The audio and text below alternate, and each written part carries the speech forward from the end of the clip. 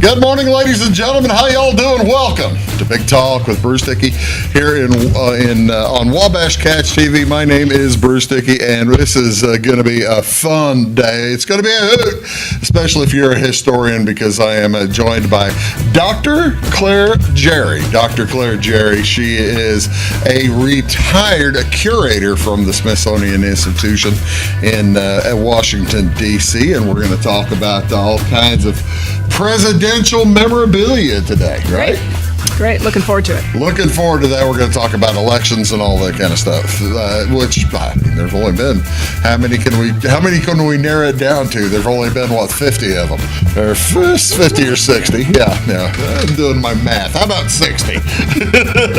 But we're going to have a good time today. You're watching Big Talk. Let's take a look at what's going on in and around. See, now you can take a look. You're off camera, and Nick, we drink your water and have a beer. This is Monday, March 23rd. I'm going to give you some community events from both today and from tomorrow. I don't have a new show coming on Tuesday, but we'll have a little bit to talk about. In Salem this evening, this is a fun little program. The Marion County Genealogical Society is going to be putting on a program at the Brian Bennett Library.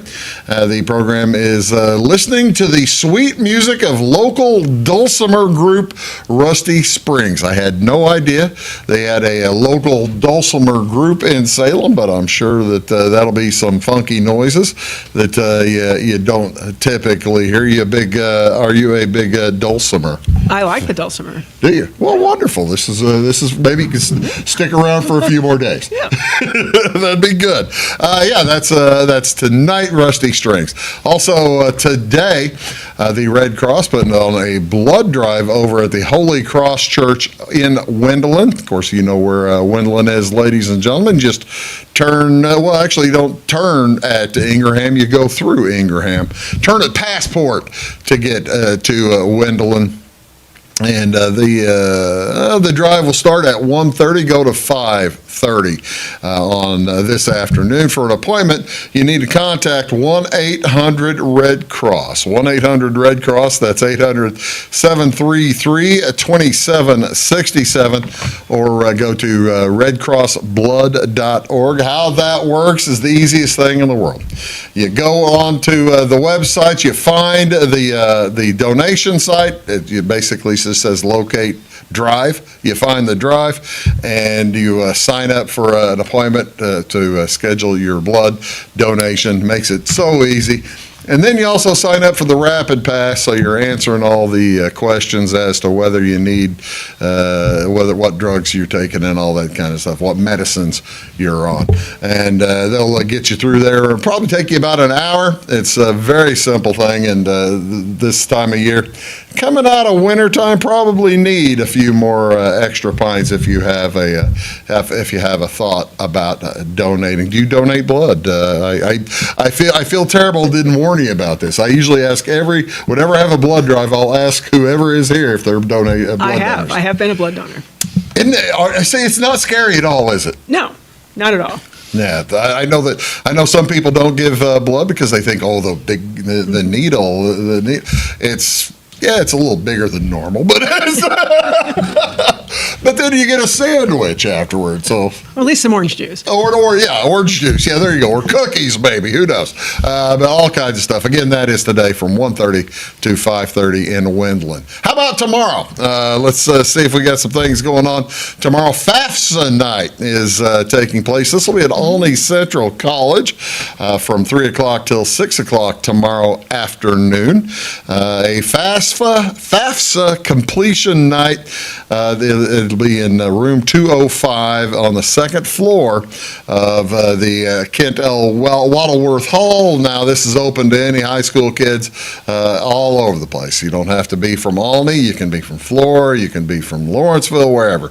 And whatever's easiest for you to drive up to Olney to take care of this. And it's very helpful because they work you through the student loan information and the financial information is the filing it's the free application for federal student aid, and a tremendous boost to your opportunities if you get to college and compared to if you did not go to college. I'm certain you, as a former college professor, would attest. Indeed, and as a parent of former college students, I can attest what a great idea that is to have a night like that. It makes it a lot easier for everybody, doesn't it? And the easier it is for you to fill it out, probably the better chance you get of getting better aid. There you go. While the event is open for everyone, the OCC financial aid staff especially encourages high school seniors who've not yet completed the FAFSA, as it is required in the state for graduation. So there you are. Also going on Tuesday, family caregivers in the Albion area. Family caregivers in the Albion area will have a valuable opportunity to learn stress management skills free of charge. The Area Agency on Aging is set to begin a series of stress buster programs at the Albion Senior Center starting tomorrow at 10 a.m. The Stress Busters program will run about every week, over several weeks, with classes held March 24th, 31st, 4th, 14th, 21st, 28th, all the way through May 19th. It's an evidence-based, multi-component program designed specifically to support family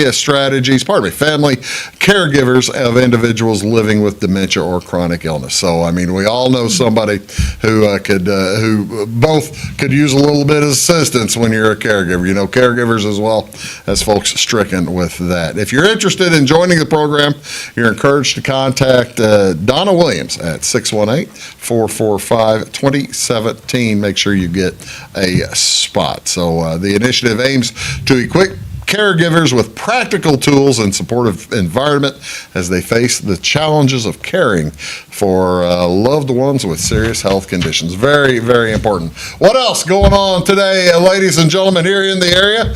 Oh, yeah, here we go. National Tamale Day falls on March 23rd each year. This celebrates a traditional Mexican dish made with cornmeal dough and filled with a variety of meats, vegetables, and fruit. Traditional tamales made with a dough called masa. While they are a popular street food in South America and southern United States today, the tamale, how long ago? I also ask trivia questions. I'm such a jerk, I didn't warn you about this, aren't I? I am such a jerk. I didn't tell her she was going to have to answer trivia questions. How long ago? Hey, I've got 3,000 years of variance here.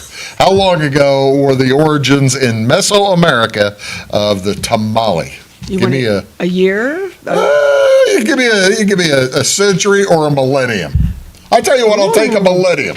Whoa, the first millennium BCE. How about 8,000 BC? Wow, I didn't know. 8,000 to 5,000 BC. So, yeah, they've been around quite some time. Tamales have been around for a long time. Discover a delicious new recipe. Maybe find yourself a nice way to celebrate National Tamale Day. I've never had a tamale with fruit. I can't imagine it would be very good, but what do you do? In 2015, National Tamale Day was founded by the Santa Barbara-based Tamales to Go. They founded this to celebrate their family's love of tamales, and they chose this day to encourage the enjoyment of tamales. I've got, can tamales be frozen? Do you freeze your tamales? I don't know. I'm going to say yes. That is a yes. There's a place in St. Louis. It's called Deborah's Bakery. It's down in the Hispanic part of town of St. Louis on Cherokee Street. And we get tamales there whenever we're in St. Louis. Don't go there very often. We get tamales there about once every whip stitch, 6 months. Last time we went there, we got like 2 big bags of tamales. I think I still have some in the freezer. that may not be the best idea to eat those tamales, but they're outstanding. They really are. Tremendous tamales. What else going on today? Ladies and gentlemen, National Chia Day on March 23rd. National Chia Day recognizes the tiny yet powerful chia seed that's earned its reputation as being one of the most nutrient-rich foods on the planet. Revered by the Maya and the Aztecs for their amazing healing powers and natural energy, chia seeds have become a trusted staple for people around the world and can be enjoyed in many foods and beverages. They're high in omega-3s, antioxidants, fiber, simple protein. Chia seeds are neutral in flavor and can be added to virtually any recipe to boost the nutritional benefit. Did you know that you could add chia seeds to? You're of an age. You're younger than me. You're of an age though where chia. The only thing you know about chia is what? Chia pets. Chia pets. Exactly right. I can't imagine the thought of eating chia pets. We didn't harvest them in those days. No, we did not harvest chia pets. But yeah, apparently people do eat. Well, that'd just be sad. Eat your own pet. Maybe they could go back. I don't know. Yeah, there you go. Can you grow chia at home? Of course. Yeah, you folks know the chia pet. How many calories are in chia seeds? How many calories you think are in those seeds up there? And how would you cook them? I don't know how you'd cook them. I'll say 5 calories. Let's see. A 1 ounce serving. 10 calories. 140. Really? Yeah, I'm surprised by that. Yeah. They must be sweet or something like that. I can't imagine eating chia seeds. But folks, if you want to celebrate National Chia Day, by all means, today's your day. The one that I'm more likely to celebrate, however, is March 24th. I like this one, National Cocktail Day. The rest of the year covers all kinds of cocktails, but this one is the one dedicated to any cocktail. Some ways to celebrate it. Create your favorite cocktail to celebrate. Explore different ingredients. Read a bartender's manual. Learn the finer elements of mixing cocktails. Maybe expand your home bar. There are several different essential books about cocktails, including the Essential Bar Book. Boy, those are good-looking cocktails there. I bet you that's got some cranberries or something in the bottom of those. What do you think? Could be. Good-looking cocktail? Yeah. Refreshing. What's the most popular spirit used in cocktails? You live in Washington. You certainly go around a ton of cocktail parties, or invited to, or attend, or host Museum many curators cocktail parties. are not in the social scene. I didn't know that. I don't know. I'll say gin. I don't know. Vodka. Vodka is the most commonly used spirit for cocktails. It's a versatile alcohol, and its makers infuse it with many different flavors to add to its appeal. So there you go. What kind of tools do you need to make a great cocktail? Well, you probably need the shaker, as well as a strainer, corkscrew, muddler. Other tools you can use are ice tongs, spoons, pourers, and straws. There you go. Hey, what do you want to see on television, ladies and gentlemen? Today, we've got baseball back on this afternoon. Baseball's getting going in the high school level. I'll be in Dietrich as the Shelbyville Rams will take on the Dietrich Moving Maroons. That's on this channel 100 at 4:30 this afternoon. Should be a dandy. Also, a couple one basketball game to show you. Boston Celtics will be at Memphis. That's on FanDuel channel 370. And NHL hockey, the Avalanche are at the Blackhawks. That is on CSN, Chicago Sports Network, channel 353. You a big Blackhawks fan? Am I? No, I'm sorry. Well, you're from Jacksonville, right? I'm not. I don't follow hockey. Not originally, okay. Right. Yes, not originally. Yeah, there you go. See, I'm a blues fan myself. Excellent. So stay away from that. I don't like the Blackhawks. I'm not going to be watching that. Let's put it that way. Jacksonville's a town where half the people go Chicago sports, half the people go St. Louis sports. That's kind of what I figured. Yeah, Jacksonville's kind of split. Yeah. We're going to get, I tell you what, we're going to get all the poop on that here with Claire and Jerry here in just a minute. And, well, we don't care about that. But we're going to learn all about presidential elections, and we're going to show you all kinds of different tools and stuff, all kinds of fun stuff from the history of the presidential election. Here on Big Talk with Bruce Dickey, we'll be back right after these. Do please stick around. When you want an honest deal and hometown service without the runaround, go to Lamont Chevrolet Chrysler in Fairfield. Let Gabe McGahey, Sheldon Bunning, Jeff Black, Dennis Downs, Matthew Rogers, or Caleb Dunn score the best deal for you on your next new or pre-owned vehicle. Parts and service departments with factory-trained technicians and express lane and state-of-the-art tire and alignment technology. Lamont always inspects your battery, antifreeze, wipers, and tires for free. We want you prepared for the open road ahead. Open 24/7 at LeMansOnline.com. You'll like the way we do business. Hello, folks. Bruce Dickey here with Wabash Cats TV. Thank you so much for tuning in, and thank you also for tuning into Wabash Cats TV's Big Talk with Bruce Dickey. You can find it here daily at 9 a.m. and at 1 p.m. Talk about all kinds of different subjects. People, interesting folks in the community, community events coming up, just all kinds of stuff that will matter to you. Appreciate you tuning in. Thanks a lot.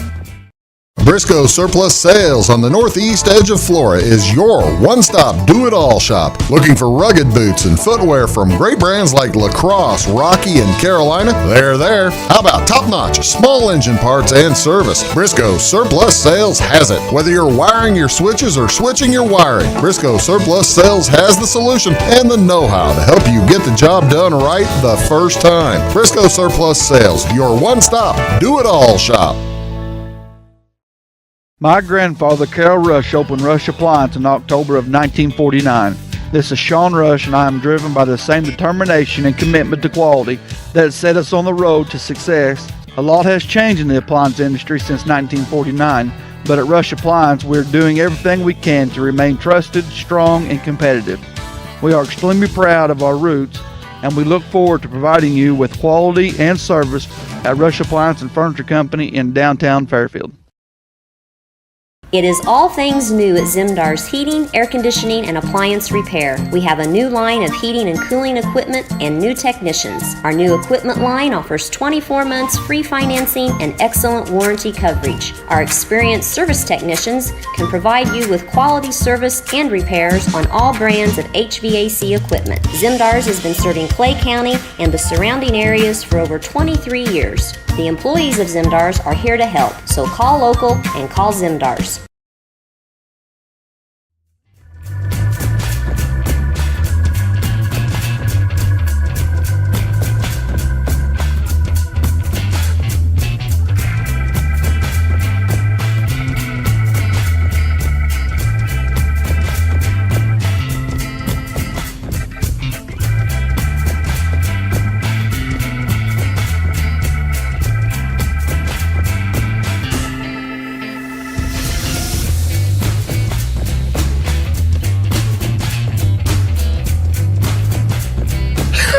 Ladies and gentlemen, welcome back to Big Talk with Bruce Dickey here, joined by Dr. Claire Jerry.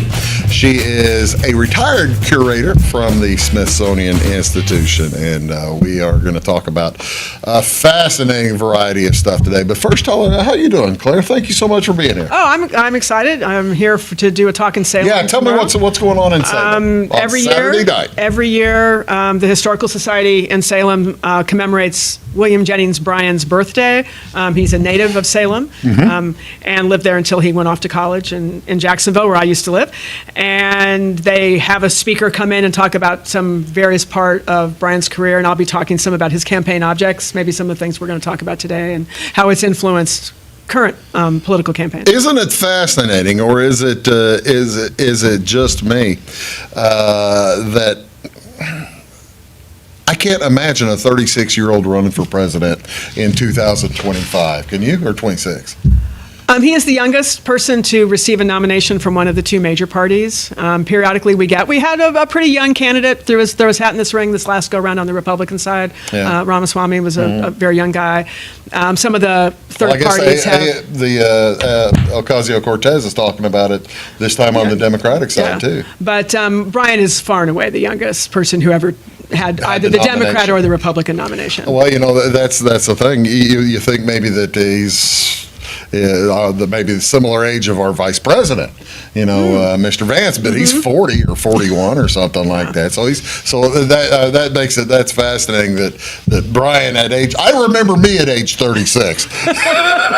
And you weren't running for president? I was not running for president. How did you, you used to be a professor, right? Mm-hmm. How did you fall into the historian curator type of job? My original background, my research background's in communication studies, where I study the history of American public speaking and orators. And so I'd always studied politics a lot in that area. I taught at McMurray College for many, many years and was the chair of the history department there. Okay. And we were developing a program. A lot of students want to major in history, but they don't necessarily want to teach.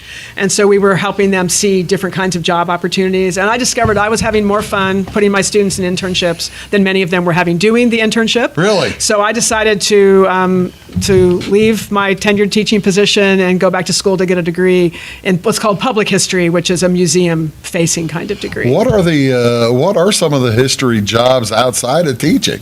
I mean, I know a couple of different history majors. One of them's an attorney, and I can see that as being a job. But the other is a history teacher, and he loves it. He's been doing it for years. It's a degree that public history leads people into work like I do in museums. A lot of people who work for the national parks who are not naturalists might be historians as well. A lot of historians do a lot of consulting work, say, with Hollywood. Oh, I guess so. Doing film and television research for them. Yeah. There are also a lot of historians that wind up working in land use kinds of research as different issues maybe become legal questions. So there's a lot of things one can do with a history degree in addition to teaching. Well, I guess I'd never really considered that, but it makes a ton of sense. So you were able to that's stepping up to the big leagues, isn't it? The Smithsonian. Well, I didn't expect to wind up there quite as. I sometimes think, what did I think I would be doing? My public history degree is from the University of Illinois at Springfield. Yeah. And so. Did you figure you'd be at the Lincoln Museum? I assumed, well, we do Lincoln 24/7 all over the state, right? Yeah, so I probably assumed I'd be doing something Lincoln. Yeah. I started as an intern at the Harry Truman Presidential Library and Museum in Independence. Fantastic. I love that. I've been there. It's one of my favorites. It's wonderful. And they've just redone it. I didn't know that. Unfortunately, it opened during COVID, but they have a wonderful new permanent exhibit.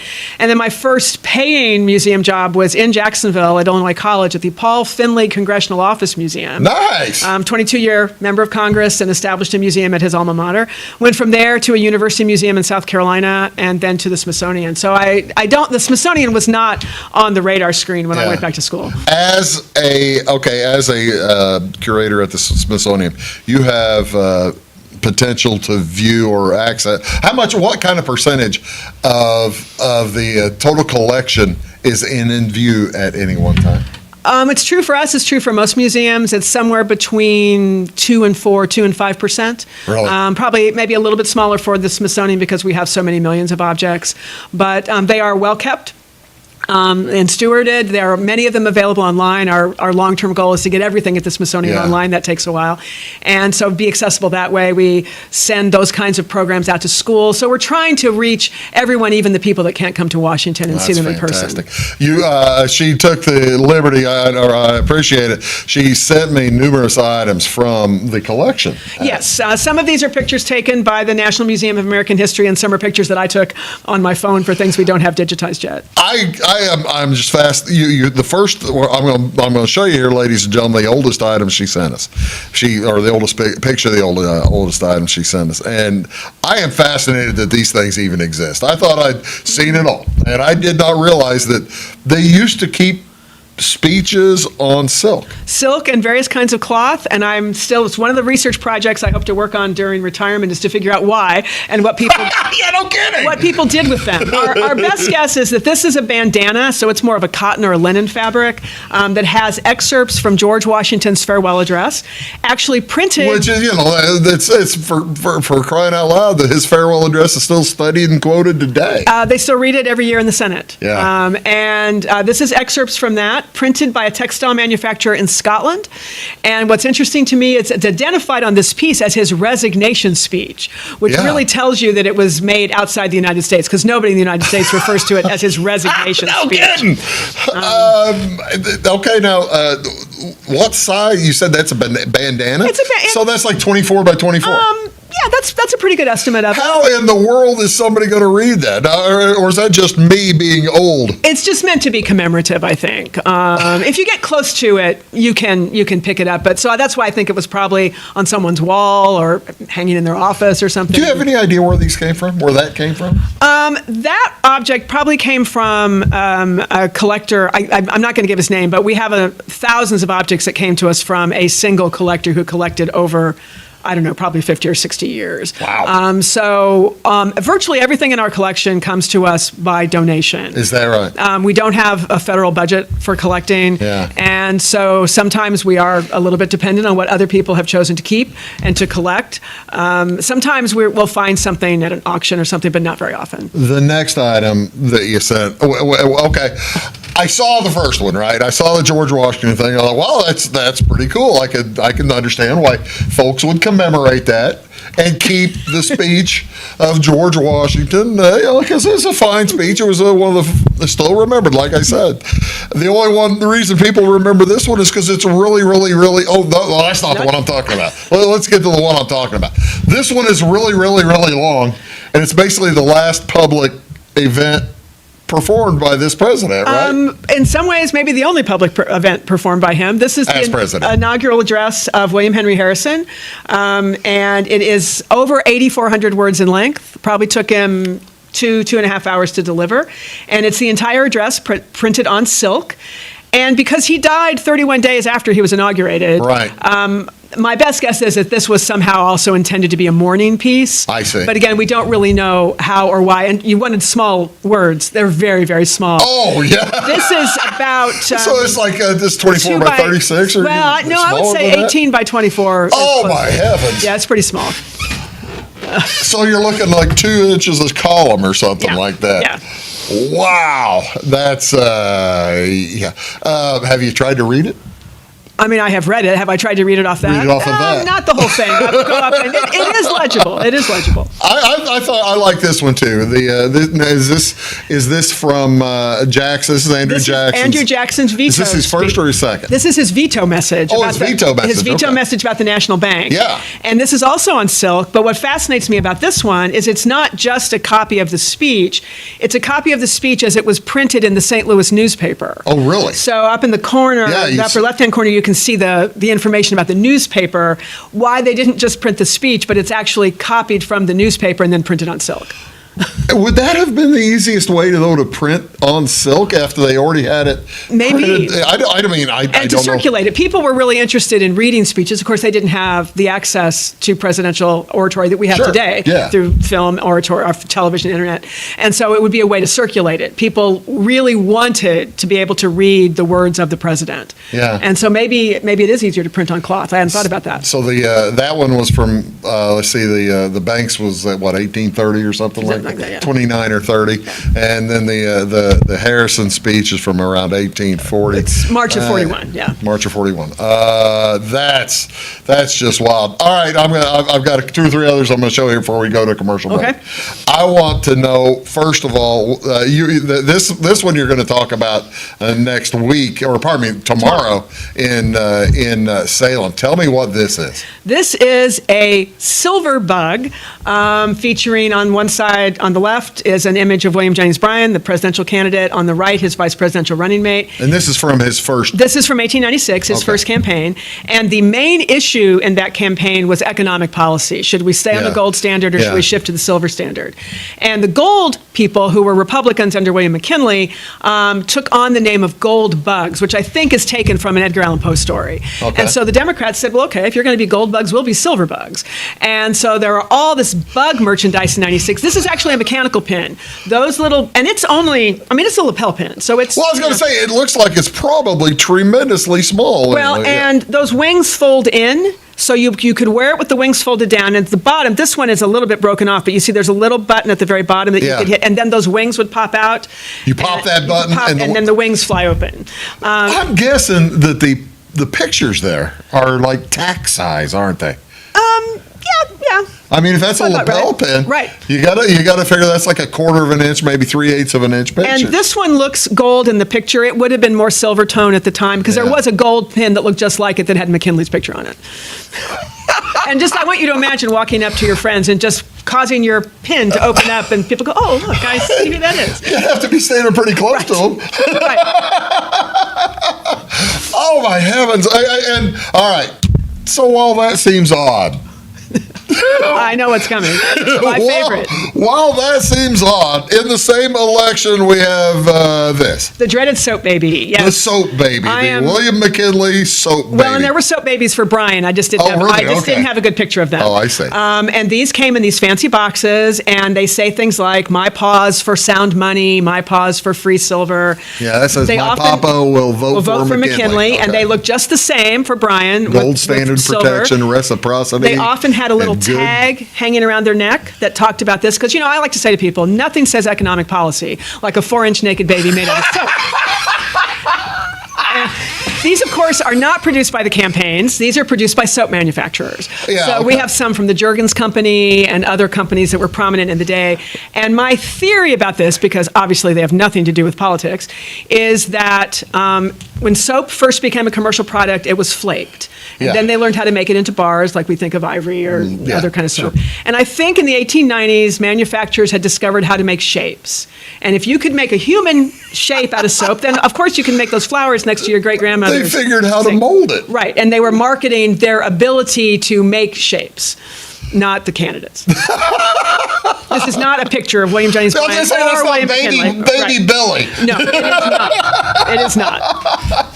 Oh, speaking of the same election, there's Mr. Bryan. That's not the same election, though. That's probably a little later one, isn't it? Oh, I should have looked that up. That could be 1900. It might be. Yeah, from the look of his face, I would say that is a little bit later. Yeah, that's got to be 19. No, he wasn't in 12. Was he? 08, 1900 and 1908. This is a bridal rosette. I was wondering, a bridal rosette. So this goes on your horse. Right. And they also had them from McKinley. And I mean, I just want you to think about it. They said in 1896 and 1900 that you could look upon the face of your candidate from the moment you got up in the morning to the time you went to bed.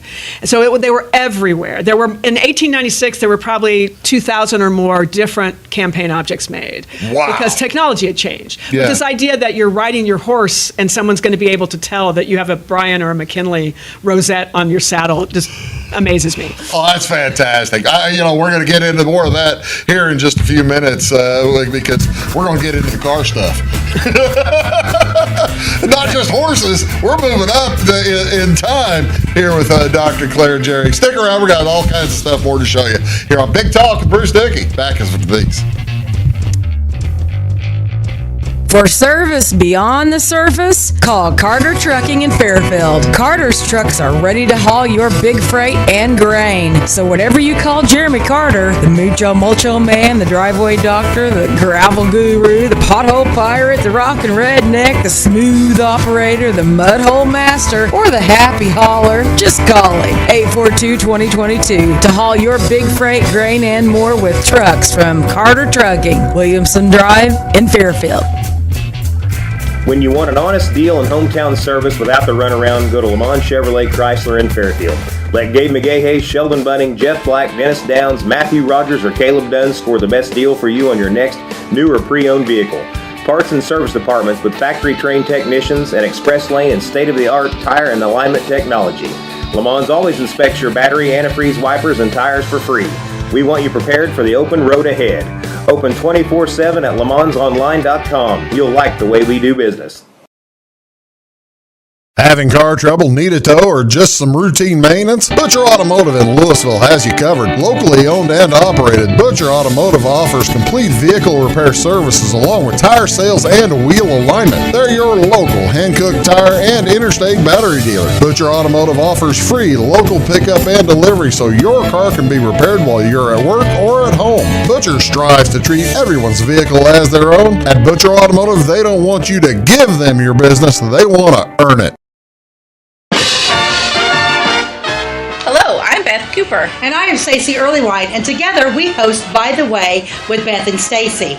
It airs Monday through Friday on Wabash Channel 100 at 11 a.m. and again at 3 p.m. We love to follow Clay County history, and we've been venturing out too in other counties. We absolutely love history. You can also find us on YouTube. Our YouTube channel is By the Way with Beth and Stacey, or like and follow us on Facebook. Goldie Finger, trying to destroy the courthouse, I see. Precisely, Mr. Frog. Too bad, Goldie Finger. I've got a secret weapon. Huh? Building center. The zinc building center. We'll need new lumber, doors, paint, windows, plumbing, electrical. What's good? Zinc Building Center in Louisville on Route 45. It's a cool place.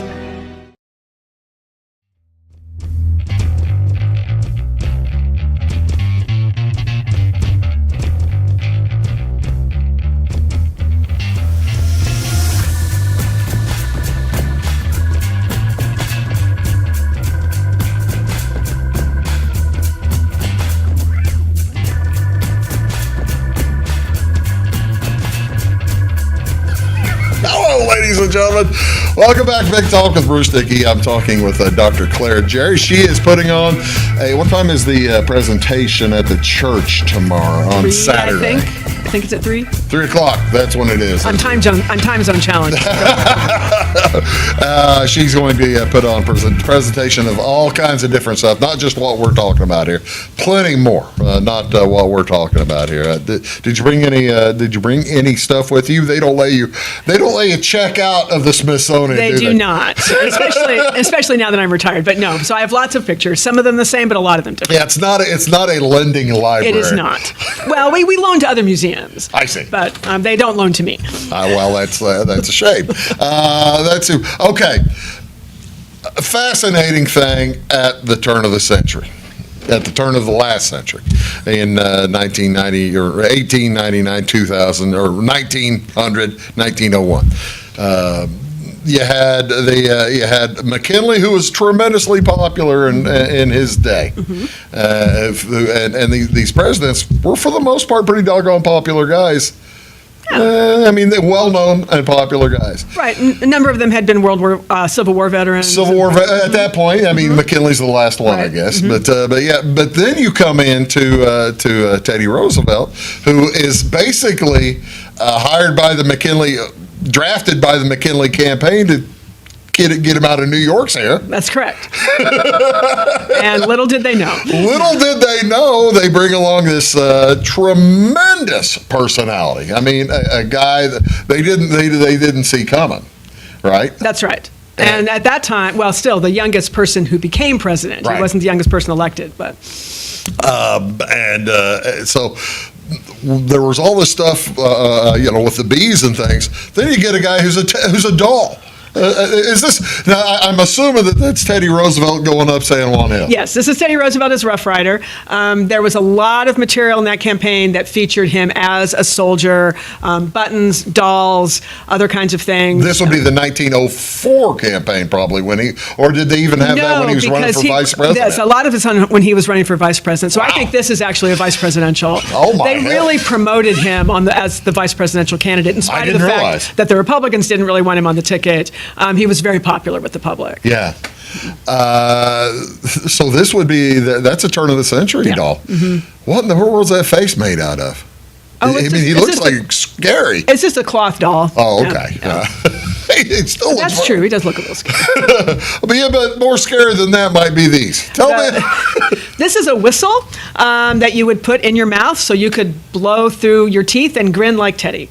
And Teddy's teeth is what they were called. And so it's a toy. There were a lot of things. It's always interesting to me how many things were marketed toward children. I think there's often been an idea, certainly as more and more women after the amendment passed became voters, if you can get things like this into your home, you're likely to be a supporter of that person or that party forever. Is that the teeth? I see the label. Is that the teeth right there next to it? Right, that's the whistle. So you'd put it in your that mouth. is the actual whistle. What size? It's mouth size. It's meant to fit inside your mouth and you could blow through it. You're not going to make a lot of really pretty music, I don't think, with it. But they don't let me play with the whistle. I was going to say, have you tried that? You surely have tried that. No, I had to keep my job, They won't let me play with the board games or deal the cards or anything like that. Deal the cards, she says. This is another fascinating thing to me. This goes back, this would be, okay, I've got to ask you, this is, there you see Grover Cleveland right there. He's the king. That's right. Is this the first set of cards? Because you can see, I've seen cards from the 1800s before, and this is late 1800s. Yes. They aren't usually that well constructed. These look like they're tremendously printed and constructed. We have a lot of generic political games, card games from before the Cleveland election. Things like card games were produced to help people understand the Electoral College or to understand just how voting or how bills became law, things like that. This was really a campaign piece. Is this, all right, now this is going to be this is a tricky question. I don't know if and I apologize in advance. I don't recognize the Jack. Is that his vice president? Yes, the Jack is the vice president. The Queen is. All right, I was going to ask. Hold on a second. Yeah, you're jumping ahead of me. You can figure out which campaign it is probably by who's the Queen card, right? That's right, because Cleveland was not married at the time of his first election. He married in the White House to Frances Folsom, who was his ward, quite a bit younger than he was, but she took the nation by storm. She was young, she was beautiful, everybody wanted to know about Frances, and so she's the queen in all the suits of this. They had children while they were in the White House. In fact, she was so popular that her face appeared on all kinds of advertising, because back then you didn't have to get somebody's permission to use their face to promote your product. Yeah. Cleveland tried to get it stopped because he didn't like the fact that his wife was showing up in. This would be the first copyright law. Well, and it was more trademarking. He didn't like her image being used in that way, but he didn't have control of the Hill at that point, and so the bill didn't pass. But so she's on laundry soap and all kinds that of makes things. sense. That was later in his presidency after the Democrats lost it in 92 or 3 or something like that. That's just great. I figured that had to be it. I figured that had to be his wife, but I wasn't sure. All right, now these are the best. These are bridge cards, clearly. They're long and lean like that. I did not, whenever I opened my email the other day, I did not expect to see Barry Goldwater staring at me. So it does a lot. It does a couple of things for Goldwater.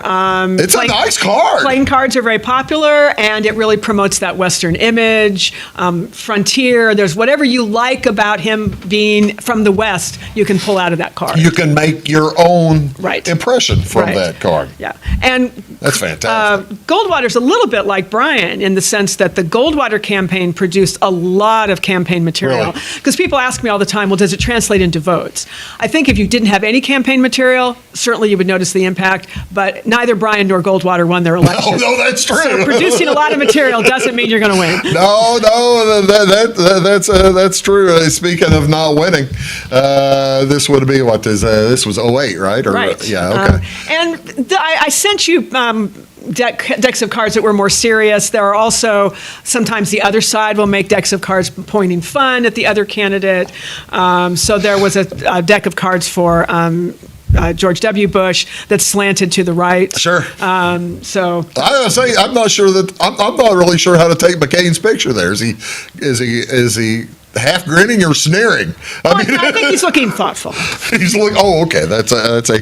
All right. Now you said you told me your job takes you or has taken what did take you to numerous conventions. Is that where you would find all this gear and all this stuff? Not the old stuff, right? But I mean, are you when you go to these conventions? Are you basically just putting a big wide swath of arms and grabbing stuff? We went to primaries and to the major political conventions, and yes, anything that's publicly available, we can just pick up the way you could pick up if you were visiting or were a delegate. And then we also would talk to delegates about maybe the interesting hat they were wearing or some button that they had. And so we would collect directly from delegates as well as, and then sometimes, not so much this last election because we were coming out of COVID and things, but often there are vendors at things like that, and we can purchase in that way as well. Wow, that's fantastic. Folks, I've got Dr. Claire Jerry here. We are going to come back. I mentioned we're moving from the horse to the vehicles. We're going to talk a little bit about cars. Here, back after these words. You're watching Big Talk with Bruce Dickey with Dr. Claire Jerry. Back after these. When Justin, a local volunteer firefighter, needs one of the department's trucks serviced, he calls Cam, whose repair company keeps everything rolling. In turn, Justin helps keep Cam and all of the community safe. Together, they support each other. And Wayne White Electric Cooperative supports them and every member with safe and reliable power. It's why REMCs exist. And together, it all works. Residents of the Clay County and surrounding area have relied on Clay County State Bank for sound professional service for over 100 years. With convenient lobby and drive-up hours, we are ready to serve you Monday through Saturday. We appreciate all who bank with us, and we look forward to the opportunity of working with anyone who is looking for a community bank to help with their financial needs. Give us a call at 665-3314, visit us online, or stop by and see us on the square in Louisville to experience our friendly personal service. When you want an honest deal and hometown service without the runaround, go to Lamont Chevrolet Chrysler in Fairfield. Let Gabe McGahey, Sheldon Bunning, Jeff Black, Dennis Downs, Matthew Rogers, or Caleb Dunn score the best deal for you on your next new or pre-owned vehicle. Parts and service departments with factory-trained technicians and express lane and state-of-the-art tire and alignment technology. Lamont always inspects your battery, antifreeze, wipers, and tires for free. We want you prepared for the open road ahead. Open 24/7 at LeMansOnline.com. You'll like the way we do business. I thought I'd lost my business in that fire, but my agent was there before the flames were out. He said, together, we're going to rebuild. Our employees depended on it. My independent agent and auto owners made sure we didn't skip a beat. I mean, we didn't miss a single payroll. For whatever lies ahead, we're always there. Auto Owners Insurance. North Wayne Insurance Agency in Flora is your local independent auto owners insurance agency.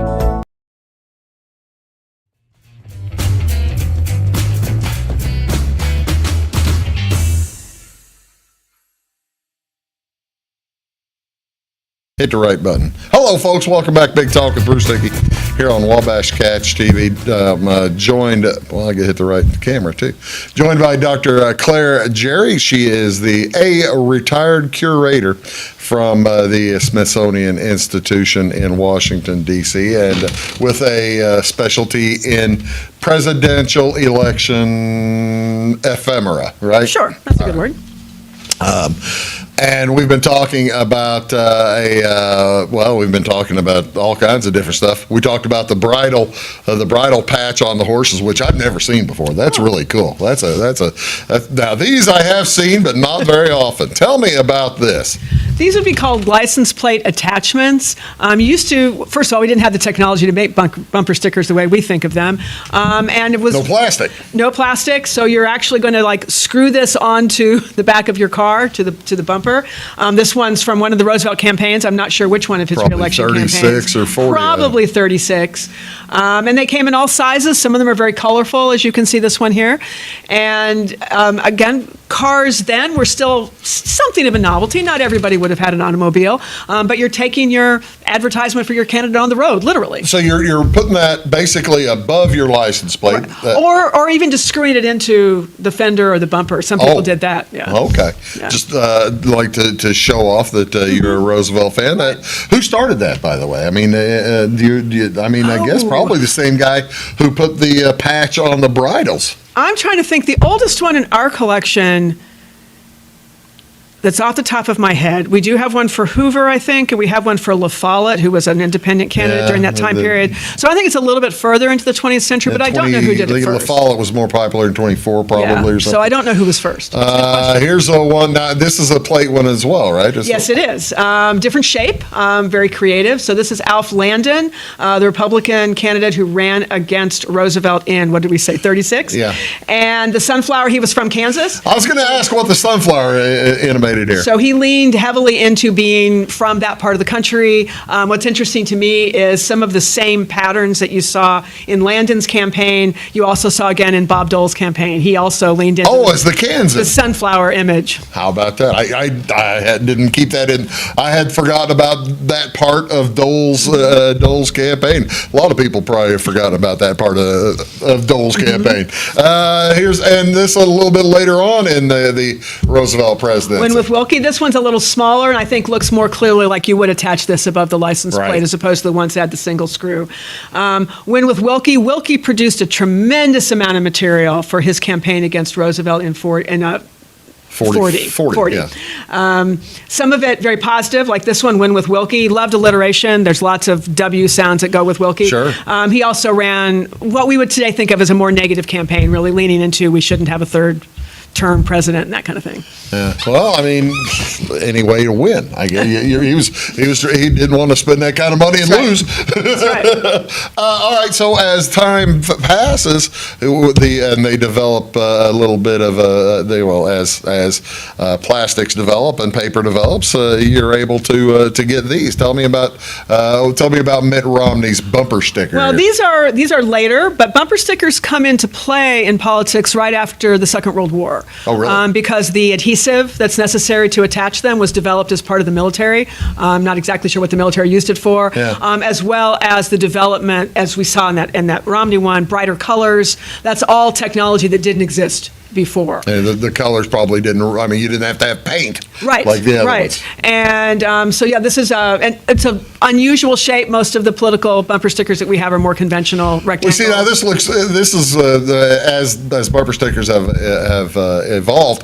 This is probably one that is more apt to be stuck on a cooler or something like that. I thought about that. I stick bumper stickers on my cooler anymore. I don't, because I mean you're paying that much for a car. You're not putting glue on it. Well, and today you'll see them on people's laptops and things. Right. Speaking of recent, tell me about this one. This Bernie Sanders bumper sticker fascinates me. It's a pretty straightforward bumper sticker. It's red, white, and blue. It's an ordinary shape. But when I picked this one up in New Hampshire during the primary, on the back of it is this statement about Bernie Sanders. It's information about his campaign, why you should be part of it. And this is on the piece that you will peel off and discard, presumably, so you can put the bumper sticker on. So he's basically double purposing his bumper sticker. Right, but on something that, everything we have, not everything, but much of our material is, as you said, very ephemeral. Most people throw it away. But the fact that if you're going to use that bumper sticker, that's getting thrown off as soon as you use the bumper sticker, no matter where you stick it. So I love that. That's the only one that I've seen in our collection that has information on the back. Oh, that's fantastic. I'm loving this. We're going to take one last final break and finish up here with Dr. Claire Jerry here right after these words. You're watching Big Talk. Back after these. This is Christy, inviting you to wrap yourself in lasting luxury at Carnaby Square. We specialize in one-on-one customer service, high quality, head-turning, on-trend fashions, footwear, accessories, and a complete line of Brighton leather goods and jewelry. If you want to nix fast fashion and invest in a true-to-size, ethically manufactured wardrobe that you'll wear for years, it's time to treat yourself at Carnaby Square in downtown Fairfield. Briscoe Surplus Sales on the northeast edge of Flora is your one-stop do-it-all shop. Looking for rugged boots and footwear from great brands like Lacrosse, Rocky, and Carolina? They're there. How about top-notch small engine parts and service? Briscoe Surplus Sales has it. Whether you're wiring your switches or switching your wiring, Briscoe Surplus Sales has the solution and the know-how to help you get the job done right the first time. Briscoe Surplus Sales, your one-stop do-it-all shop.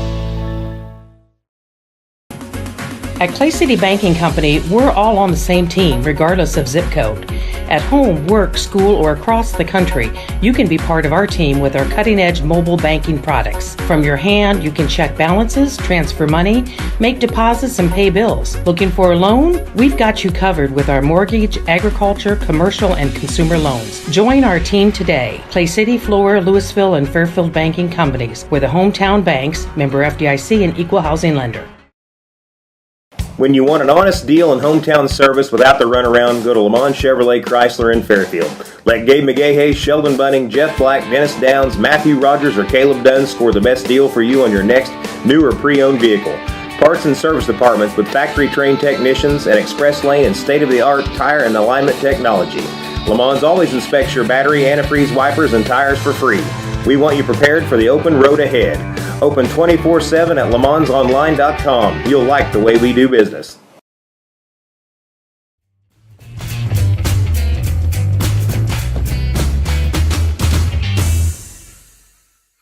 And that is a project.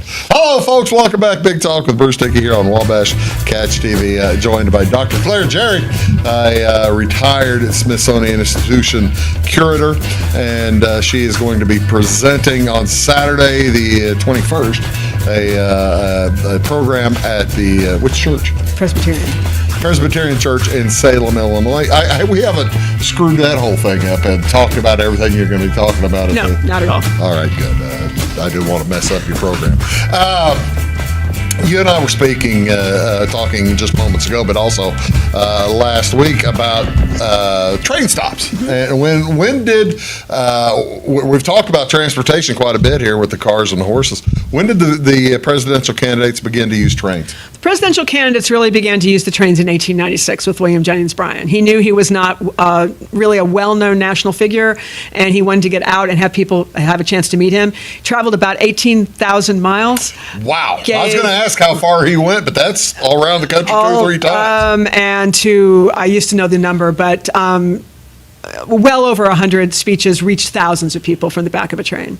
And it was effective, wasn't it? It was very effective. But it was an effective, especially as an unknown person. Well, and it forced the Republicans, McKinley, to come up with something. It was considered unseemly to campaign for yourself. Yeah. But Bryan thought, nobody knows who I am. So McKinley did not ever leave Canton, Ohio, but he had the front porch campaign. And about 750,000 people went to Canton, Ohio to hear him on his front porch. Oh, I did not realize. And it was hundreds of thousands of people had heard Bryan. So he countered it with a little bit more presence. Whistle stops became tremendously popular as part of the electioneering over the years. I mean, it saved Truman's campaign, basically. Absolutely. To the end. But we were talking about, tell me a little bit about LBJ's and the whistle stop campaign. Well, this is actually Lady Bird Johnson's campaign. This is 1964. She's the first lady to campaign independently for her husband.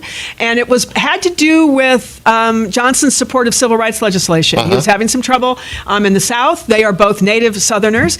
And Lady Bird said that the people that she needed to meet there, the mayors and the people, would not be able to refuse a proper Southern lady. Well, no, that's true. And she is going through the South. Absolutely. And it was considered a very successful trip. Lots of people came out to meet her and to learn more about the campaign. And so what you saw in the first picture was some memorabilia. They had luncheons for her. She also spoke from the back of the train. And this is a postcard that was produced to show people where the train was going to go. You know, that's fantastic. I did not realize, I had forgotten that President Clinton had a campaign, the 21st Century Express, and I'm assuming this is in 96 or 92? Yes, this is his re-election campaign. And he had used as a campaign slogan throughout his time, a bridge to the 21st century, really looking to the future. This was a fairly short train trip across, I think maybe it started in Ohio, but I'm not sure, but across Indiana into the convention, which was in Chicago that year. How many of these conventions conventions have you gone to? Well, I was hired right after the 2016 conventions, and then there weren't any conventions in 2020. So I actually only got to go to the national conventions. Last piece, we're running out of clock here. The last piece, you said things are ephemeral, they can get thrown away. I'm glad this has not been thrown away. I was in grade school, and they had us take a straw vote back in 1976. And here is, tell me about the peanut. This is actually a bank. Really? It's about 10 inches high, and you know right away who it is. You know, it's the peanut farmer with the big grin. We saw Teddy Roosevelt's grin. Here we have Jimmy Carter's grin. And he really used the peanut and the idea that he was a farmer, he was an agriculturalist, he was a man of the people. And so there's lots and lots and lots of peanut memorabilia that came out of that 1976 campaign. Okay, now you're going to be talking about this in Salem. If you go to Washington, D.C., how big is the exhibit for all these things, or is there a large exhibit? There are two exhibits in which you can see campaign memorabilia. One is our exhibit called The American Presidency, A Glorious Burden. It has some, but the most that you'll see on the floor is in our exhibit called American Democracy, A Great Leap of Faith. All in the American History Building? All in the National Museum of American History, and then a lot more online. So you can go online at collections.si.edu and look up your favorite president, your favorite campaign, and hopefully we'll have got something digitized for you. That's fantastic. Doc, I appreciate you being here. Folks, thanks so much for watching. We'll see you next time on Big Talk with Bruce Dickey. Have a great day.